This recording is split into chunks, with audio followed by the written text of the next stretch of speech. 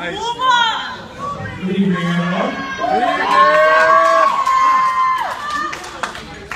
Before we get started, I'd like to give a huge thank you to everybody involved in putting together this beautiful evening that could be here and share John and Corey's special day. Yeah!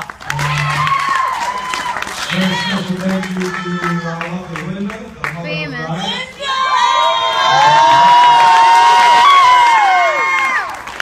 On behalf of the groomsmen, I'd like to thank all the bridesmaids for making us look just a little bit better. My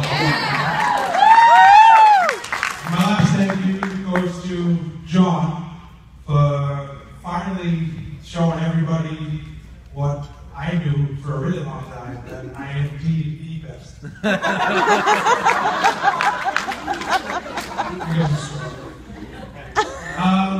In case nobody knows why we're actually here, this whole thing started years ago, probably, I don't know, 20 or so years ago, grade school. Johnny and Corey, I don't know, it's the same class. It was around Christmas time, and Johnny was in the giving spirit, and Corey was standing next to the Christmas tree. John decided that he was going to walk up to her and give her a little bump straight into the tree. Corey, laying on the ground under the tree, stared at Johnny as he walked away and swore that she would have revenge on him. Let me be the first to congratulate you that it only took 20 years.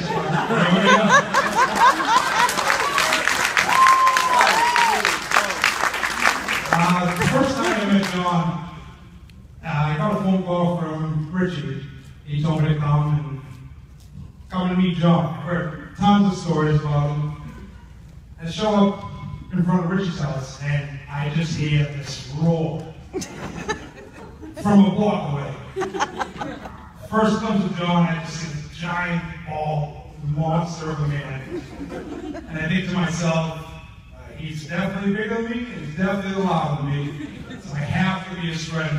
So, just so nobody thinks that I'm louder anymore, I couldn't have been any more wrong. That night, we hung out for hours on end, talked, and eventually became really good friends, hung out all the time. Eventually moved into our first apartment together with Rich. That lasted all of 2 months. We definitely did not get our security deposit. If you didn't know, when Johnny was younger, he broke everything. Like, you name it, he broke it. But that's when he stopped breaking things, is when he first met Corey.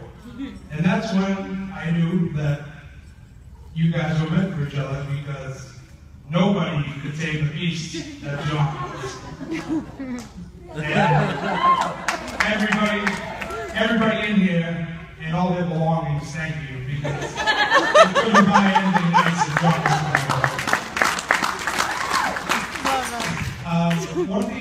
One of the things that really made me and John become really good friends is our love for video games. Woo! the night we met, we just talked about games we liked and games we played and everything. And come to find out, Johnny was actually a world champion Quake player. I didn't believe him, but he definitely won the world championship in Capture the Flag in 2003. Yeah. He's got a giant $10,000 novelty check on the wall. And John and I played, talk about super nerds. I would bring my Xbox over to his house. We would sit in the same room, next to each other, with headsets on, talking to each other in headsets. No, we would never look at each other, just literally right next to each other.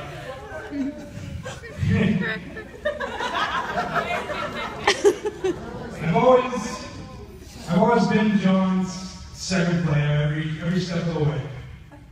We've gone through so much together, from saving the earth from invading aliens and Halo, chainsawing locusts and Gears of War, and even toured the world twice over in our rock bands.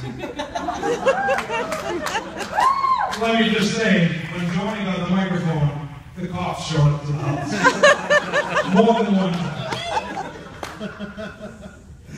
There's one thing I learned from playing games with John is that he'll always be there, I'm sure for you, as he was for me, right by my side. Call out danger, pick me up if I went down, always watch my back if I was on lookout. So you really don't have anything to worry about. You picked a really great man. But now that John's Princess Toadstool is no longer in another castle, it's time for me to pass the second control to you.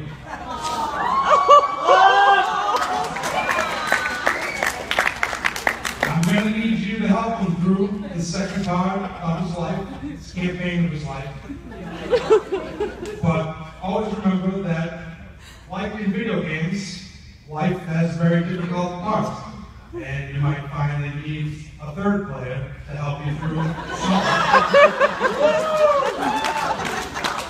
I'll always be on call to help both of you out, no matter what the problem is. Just a phone call away. Apparently supposed to end the speech with a quote. So I found a couple of good ones. I found a really nice one that I enjoyed from you guys might know him, named Dr. Seuss. He said, "You know you're in love when you can't fall asleep at night, because reality is finally better than your dreams." I hope neither one of you sleep another wink after tonight. I wish you nothing but the best, happiness, healthiness, and you name it, whatever you want. Congratulations.